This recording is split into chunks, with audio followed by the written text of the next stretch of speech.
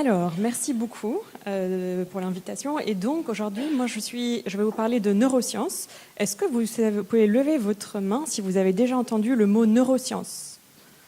Ok. Donc, en fait, les neurosciences, c'est vraiment une discipline qui s'intéresse à l'étude du cerveau, la compréhension de comment fonctionne le cerveau. Et donc, moi, pendant très, très longtemps, je me suis intéressée à essayer de comprendre comment est-ce qu'on traite une information. Qu'est-ce qui se passe dans le cerveau quand on traite l'information? Et vous allez voir aujourd'hui, je vais vous parler de à quel point notre cerveau est un outil incroyablement puissant et c'est presque un magicien, vous allez voir. Je vais vous montrer plein d'exemples presque de tours qui se passent dans votre cerveau, mais vous allez voir que ce magicien, parfois, se joue ces tours à lui-même. Donc on va voir si ça marche sur vous. Donc en fait, ce qu'on va commencer par faire, c'est essayer de donner quelques chiffres, justement. Ils ne sont pas aussi bien expliqués que tout à l'heure, mais on va essayer d'imaginer certaines propriétés du cerveau et ensuite on va ensemble parcourir les tours du cerveau. Donc moi, ce qui m'intéresse, c'est qu'est-ce qui se passe vraiment à l'intérieur du cerveau et comment est-ce que l'information est filtrée. Et donc voilà quelques chiffres que je vais vous donner. Tout d'abord, il faut savoir que le cerveau n'est jamais vraiment au repos. Donc même quand on se repose, même quand on fait une sieste, même quand on dort, le cerveau est tout le temps en train de monitorer l'activité du corps. Donc on est en train de par exemple, tous les organes internes, etc., sont tout le temps en train d'être monitorés par le cerveau. Donc le cerveau consomme énormément d'énergie pour faire tout ça. Il consomme 20% à peu près des besoins énergétiques du corps. Donc c'est énorme, c'est vraiment beaucoup. Et surtout, à l'intérieur du cerveau, ce qu'il y a, c'est qu'il y a plein de cellules, ça s'appelle des neurones, et il y en a 86 milliards. Donc on demandera tout à l'heure comment est-ce qu'on peut faire une analogie qui donne à comprendre, parce que même moi, j'ai du mal à imaginer ce que ça représente. Mais en tout cas, c'est très très proche du nombre d'étoiles dans la galaxie. Donc c'est beaucoup, beaucoup. Donc maintenant, si on zoome sur le cerveau, on voit qu'il y a donc ces neurones, c'est-à-dire c'est les cellules qui communiquent l'information. Et on peut imaginer que c'est comme plein de câbles électriques. C'est énormément de câbles qui sont emmêlés dans le cerveau et qui s'envoient des signaux électriques, donc des décharges. Et donc, les connexions entre deux neurones s'appellent des synapses. C'est là où il se passe le transfert de l'information. Donc l'information, elle est sous forme de décharge électrique. Et donc, il y a 1500 milliards de synapses. C'est énorme, énorme aussi. Donc là, à l'intérieur de chacun de vos cerveaux, il y a tout ça. Et il y a des dizaines de milliards de décharges. Donc là, en m'écoutant, vous êtes en train d'activer probablement les régions de la vue, de l'audition. Vous êtes en train peut-être de vraiment essayer de vous concentrer pour imaginer ce que ça représente, ce chiffre. Donc il y a toute cette activité électrique qui est en train de grouiller dans votre cerveau et à une vitesse incroyable. La vitesse de l'information qui passe d'un neurone à l'autre est de 450 km/h. Ça veut dire que c'est 2 fois, si on prend une voiture et qu'on va au maximum, c'est 2 fois cette vitesse. C'est très très rapide. Donc tout ça, c'est extrêmement incroyable, c'est magique et c'est fou qu'on puisse avoir un cerveau qui fonctionne aussi bien la plupart du temps. Mais vous allez voir que même si notre cerveau est tout le temps en train d'optimiser et de trouver des moyens de faire des raccourcis mentaux pour que l'information, on la comprenne le mieux, des fois, vous allez voir qu'on peut tomber dans des pièges. Donc là, je vous montre un exemple où ça marche plutôt bien. Donc si vous lisez de manière verticale, vous allez la plupart d'entre vous lire 12, 13, 14. Et si vous lisez cette figure de manière horizontale, vous allez lire A, B, C. Et donc ce qui est ici au milieu, dans un contexte de chiffres, le cerveau va l'interpréter comme il faut, donc dire « Ah, c'est plutôt un chiffre ». Et dans le contexte de l'alphabet, ça va être une lettre.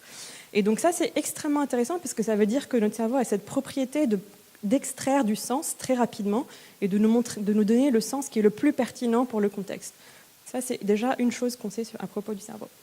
Une autre chose, c'est si vous regardez cette image, vous avez ici un carré A et ici un carré B. Et donc tout le monde ici, j'imagine, voit le carré A comme étant plus foncé que le carré B. Donc ça, c'est un gris foncé, ça, c'est un gris clair. Est-ce qu'il y a quelqu'un qui ne les voit pas comme ça? Ok, parfait. Donc vous voyez que là, il y a un tour de magie qui est en train de se passer dans votre cerveau, parce qu'en fait, ces deux carrés, donc A et B, ils sont vraiment exactement les mêmes. C'est très très dur de me croire. Je peux le couper et on peut le déplacer ensemble. J'ai dû le faire déjà avant. Et en fait, ce qui se passe ici, c'est extrêmement intéressant. Je vais vous raconter et vous allez voir que c'est assez magique. Donc déjà, ici, il y a deux choses. Premièrement, il y a des couleurs qui alternent. On est dans un échiquier, donc gris clair, gris foncé, gris clair, gris foncé. Et deuxièmement, on a quelque chose ici qui projette une ombre.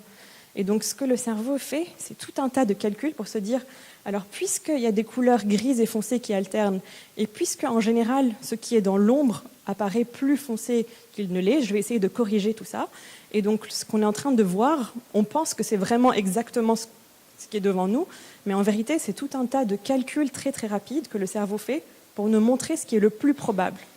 Et donc ça, c'est une autre chose à savoir du cerveau, c'est que ce qu'on voit, en général, ce n'est pas une projection de ce qui est autour de nous, mais un calcul de ce qui est le plus probable qu'on voit. C'est déstabilisant de savoir ça, mais c'est intéressant, vous allez voir pourquoi.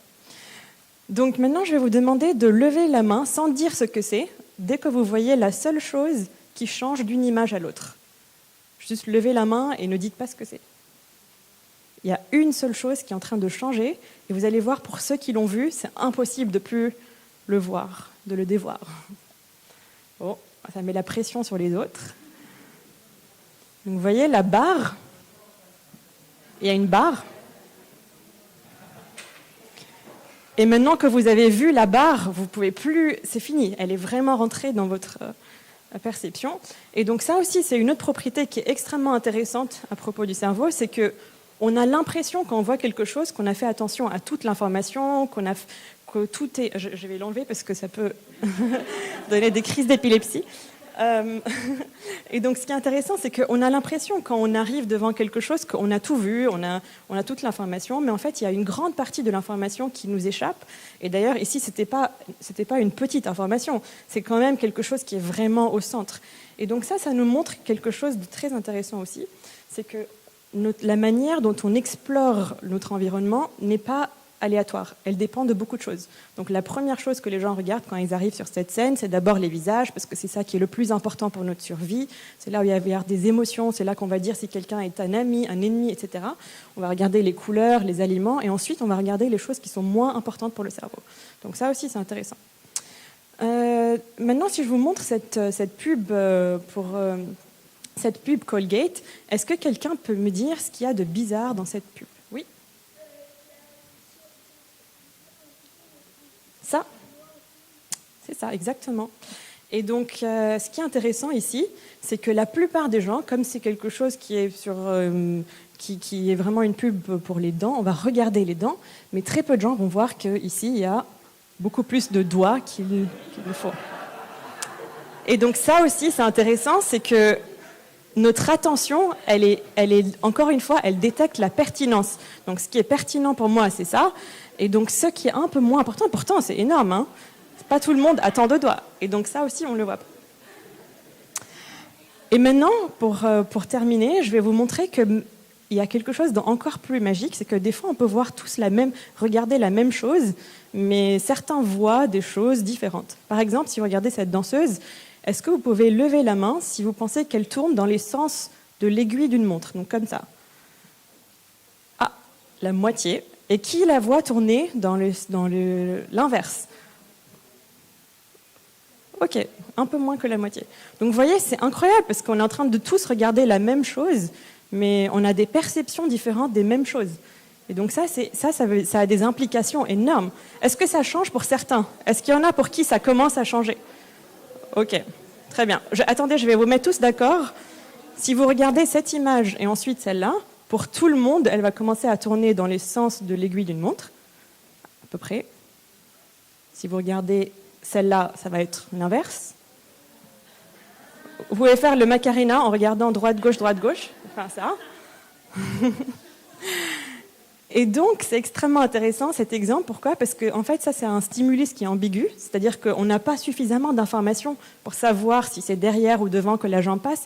Et donc, notre cerveau va commencer à interpréter et remplir les trous pour nous donner une direction. Parce qu'on ne peut pas faire deux choses à la fois dans notre cerveau.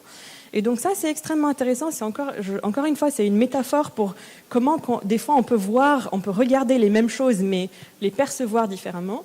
Et donc tout ça, c'est pour vous dire plusieurs choses. Ah oui, pardon, un dernier, et après on conclut. Donc ça, c'est une expérience qui a été faite sur plein de personnes. On demande aux gens, est-ce que vous savez dessiner un vélo? Est-ce que vous pouvez lever la main si vous pensez savoir dessiner un vélo qui fonctionne? un vélo qui fonctionne. Okay, la plupart des gens disent oui. Et en fait, ce qui est extrêmement intéressant, c'est que quand on donne un crayon, un papier aux gens, on dit, bon, maintenant, dessinez-moi ce vélo qui fonctionne, on commence à se rendre compte qu'on ne sait pas exactement, en fait, si la pédale est là, ou si elle est en haut, ou comment elles sont connectées, et la chaîne, elle est où. Et donc, encore une fois, ça, c'est un dernier tour que notre cerveau nous joue, c'est qu'on a tout le temps l'impression de comprendre comment les choses fonctionnent. Si je vous demande si vous savez comment fonctionne une fermeture éclair, vous allez dire oui, mais si je vous demande de l'expliquer vraiment, mécaniquement, ça va être plus compliqué. Et donc ça encore une fois, c'est qu'on a aussi des fois des illusions de connaissance. Donc pour terminer, je vous ai montré qu'on arrive à faire plein de choses avec le cerveau. Le cerveau est vraiment un outil extrêmement puissant qui arrive à traiter des quantités énormes d'informations. Mais parfois, on peut tomber dans certains pièges et le cerveau peut nous jouer des tours. Et donc il faut être extrêmement vigilant à savoir quand on traite l'information, quand est-ce qu'on est en train de tomber ou pas dans ces pièges. Voilà, merci beaucoup.